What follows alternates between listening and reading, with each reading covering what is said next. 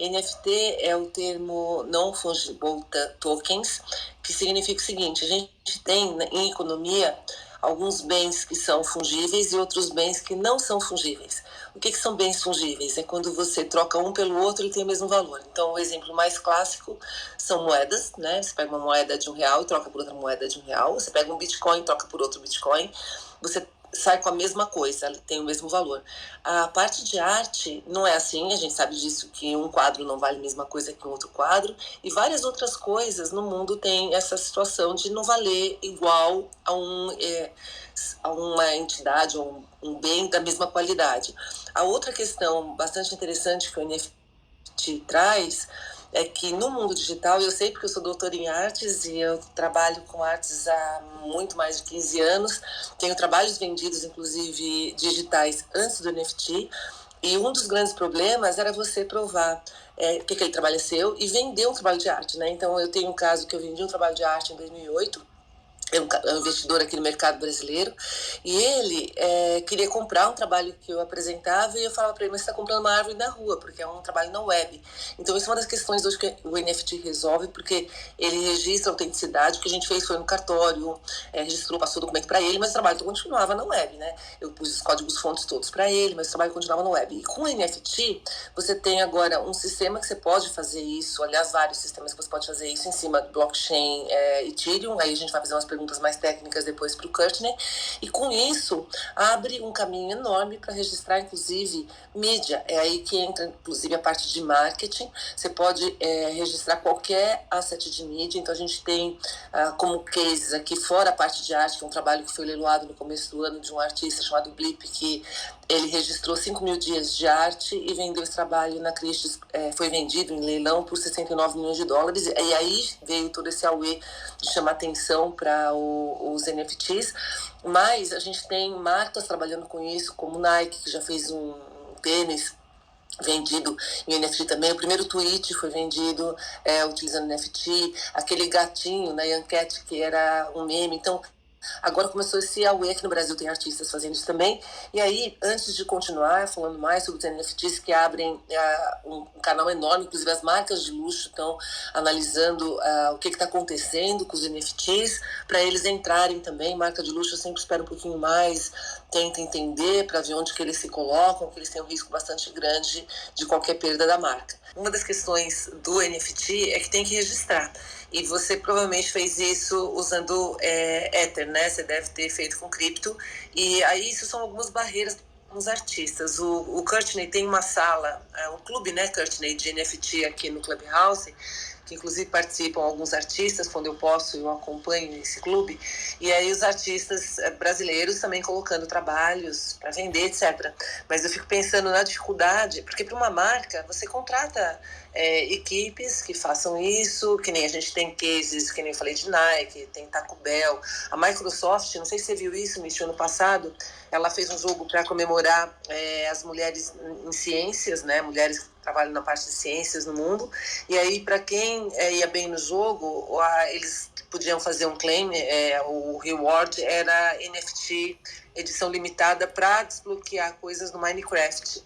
Então tem um universo aí por trás com os NFTs que pode ser explorado de mil maneiras, mas aí quando volta, como eu sou artista da parte digital, eu lembro que uma das discussões que a gente tinha lá atrás, que eu, inclusive, acho que é complicado, é porque quando você tem arte, você é um artista, você tem que dominar a tecnologia. E muitas vezes você tem que ter grana para dominar a tecnologia ou para alguém fazer junto com você. Então, o trabalho de arte digital, já de 20 anos atrás, tem que programar, tinha que ter server, tinha que pagar server recorrente, senão o trabalho não está no ar.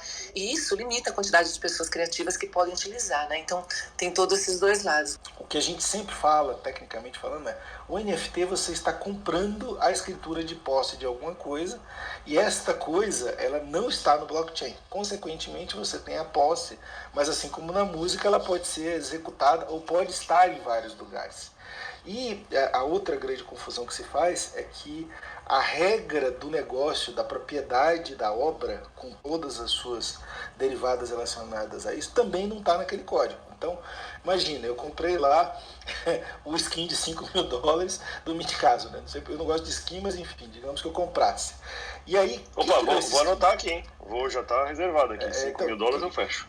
Quem criou esse seu skin? Vamos imaginar que foi um outro artista famoso que é o Alok. O Alok vendeu um skin dele para videogames e ganhou $26 milhões. Montou até um instituto com isso. Então imagina que ele tenha vendido para o Mitikazo vendeu para mim. Eu falo, não, eu agora sou dono disso e eu vou vender lá para o League of Legends, sei lá o quê, e eu vou ganhar os $26 milhões. Peraí, mas quanto que o Alok ganha disso? Se foi ele que criou e tal. Estas regras, elas não estão no padrão que a gente fez para criar o NFT. Então ela precisa ser colocada em outros modelos de negócio. E aí a gente vai para a última derivada. Se eu pegar o caso mais famoso hoje, que é o NBA Top Shots, é o que mais vende e é um modelo de negócio fechado, os implementadores fizeram coisa completamente diferente. Eles fizeram uma rede fechada, que não fala com ninguém, criaram um ambiente de degustação fechado, ou seja, o player deles, a rede deles, o NFT deles, etc.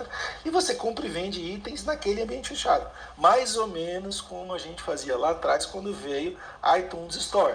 Poucas pessoas lembram, mas quando nasceu a iTunes Store você tinha que converter todas as músicas para FLAC, aí só funcionava no iPhone. Era o modelo de Closed Garden. E entre uma coisa e outra, a prática é que aconteceu uma febre de consumo digital que simplesmente não se importa com nada disso. Eu vou comprar um NFT. Por quê? Porque é cool comprar um NFT. É cool eu dizer que eu tenho lá o Golden Bull do Beeple em casa. Ponto. Mas o que é ter o Golden Bull do Beeple em casa? É ter o suporte, né, o Infinite Vision Display, com a caixinha que vem e toda a experiência. Como é que você chama isso? Você comprou um display que é um collectible para ter na sua casa. Na casa da minha avó a gente chamava isso de bibelô. Qualquer coisa que você botasse em cima de alguma peça era um bibelô e geralmente você atulhava de coisa e depois jogava fora. Hoje a gente chama isso de NFT. Assim como as obras do FESC, a gente também chama NFT e é um JPEG da vida. Assim como os skins do Mitikazo, a gente chama de NFT e pode ser uma peça digital para ser usada dentro de um videogame. Então, Wittgensteinianamente falando, nós estamos chamando um monte de coisa de NFT com contextos, significados e tecnicalidades completamente diferentes. E esse é o momento que nós estamos vivendo da indústria. Do meu ponto de vista, acho que ninguém é forçado a entender, e isso é um outro costume que a gente tem no mundo cripto. O que é o Bitcoin? É o arquivo imutável, replicado, blá, blá, blá, blá. Cara, isso é tecnicidade. É como se eu estivesse explicando que um parafuso é um troço que é uma liga de cromo molibdênio resistente à dilatação de temperatura. NFT é uma coisa colecionável para atender um gigantesco desejo de consumo autossignificante. Eu sou aquilo que eu consumo na vida normal, então já que eu não posso ir para a rua usando meu Louboutin ou meu Balenciaga, eu vou para a rua com meu Zoom dizendo que o meu background é o NFT lá do Ferocious que eu comprei, e é meu, ponto. Mas eu tenho igual, não, o seu é igual, o seu é pirata, o meu é verdadeiro.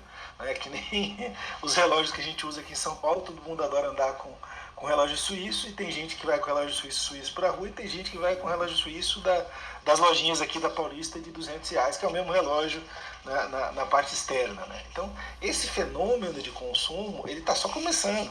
E ele vai ter outros desdobramentos dentro dos metaversos, como diz lá o Mitikazo, que a esposa dele, e nem eu entendo porque que ele compra skin dentro de videogame, mas os meus filhos que são viciados em Minecraft, que ficam lá fazendo coisa o dia inteiro e descobriram que se acham no Minecraft, eu agora sou um fornecedor de itens matemáticos, porque eles descobriram que eles podem aprender matemática lá no Minecraft Education, e sou eu que pago esses add-ons lá dentro. Assim como também tem um outro jogo que é o Roblox, que é extremamente viciante, e eu trato ele como cigarro. Quando eu vejo no tablet eu deleto, porque eu acho que isso é vício na criança a consumir coisas eletrônicas. E dentro desse contexto, tecnicamente falando, o NFT ele traz o certificado notarial de que tudo isso é verdade, de que isso é meu, isso é seu e que eu posso comercializar. Daqui a pouco a gente vai ter um outro problema, que era uma coisa que eu estava discutindo hoje de manhã no outro fórum lá na Inglaterra. Isso que o Mitikazo falou, olha, comprei por 10, vendi por 10 mil, Na teoria, hoje, e é uma discussão grande que eu estou tendo lá na comunidade Rádio Foco Café, principalmente no meio jurídico, que é, cara, você comprou um token e vendeu o token. Por imposto de renda, você deve 15% sobre o lucro desses tokens.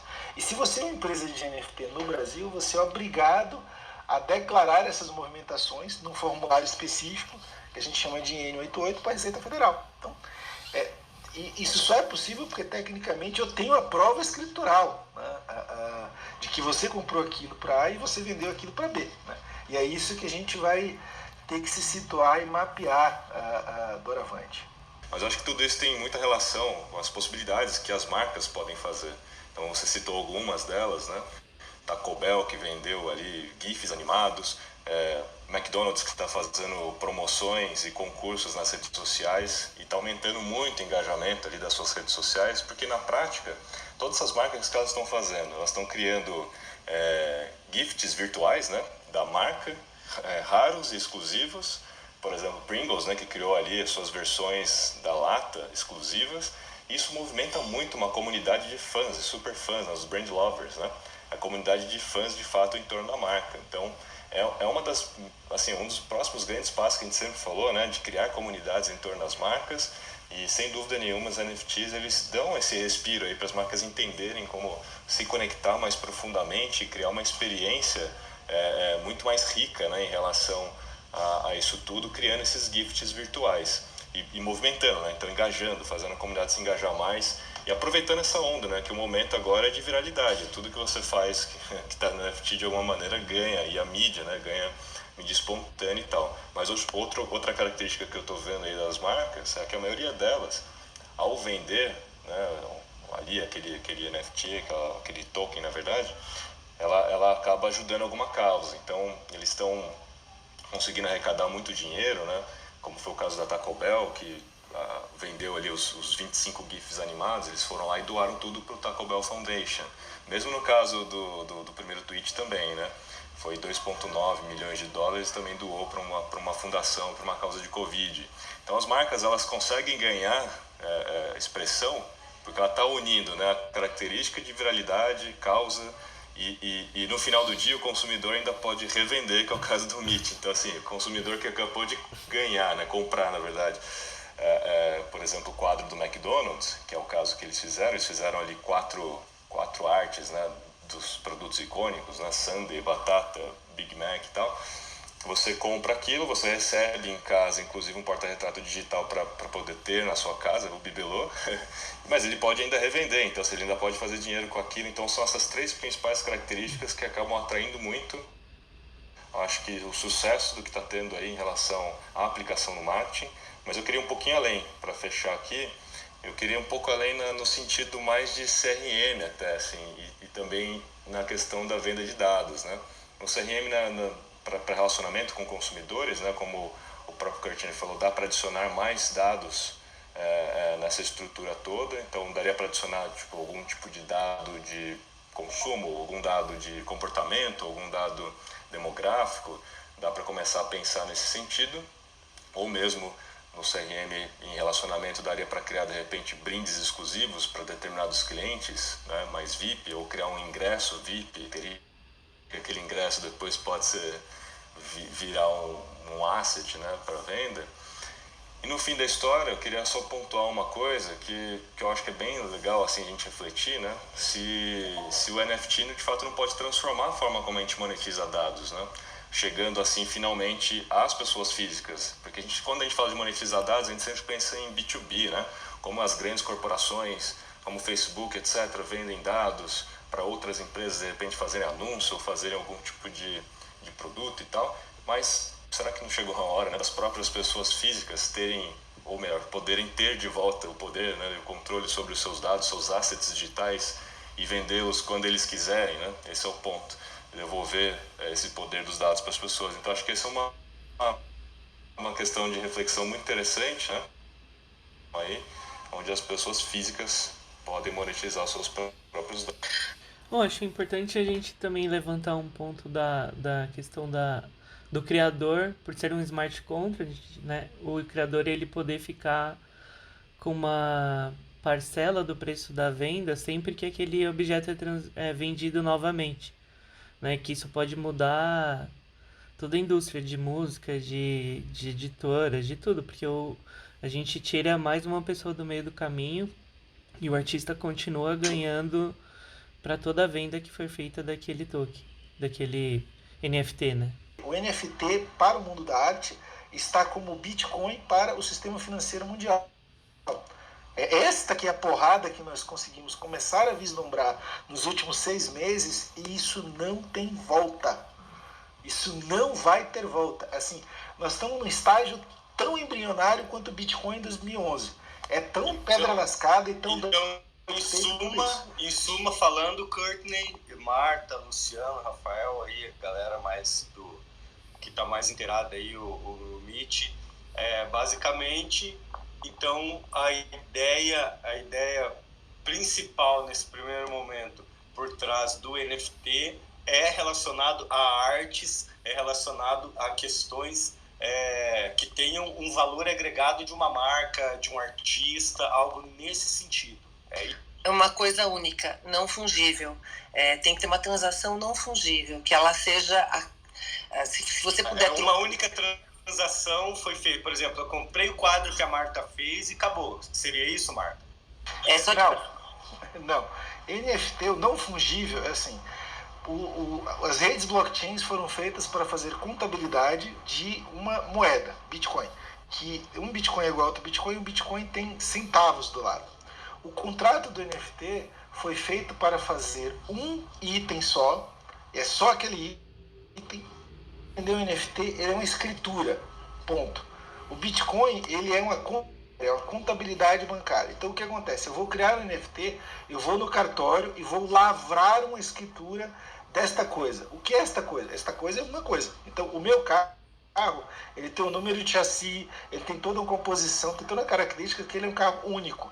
A obra da Marta é uma obra única. Então o que eu faço? Eu lavro uma escritura dizendo que aquela obra é única e dou para ela um registro de identidade.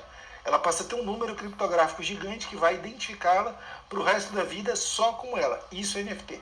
Eu posso comprar e vender essa escritura? Posso. Posso comprar e vender quantas vezes eu quiser? Posso. Eu posso dividi-la? Não. Eu tenho que criar um outro contrato, e esse contrato é que ele, na teoria, se divide em várias partes menores, mas é um outro token representando a escritura. Isso que eu ia te perguntar.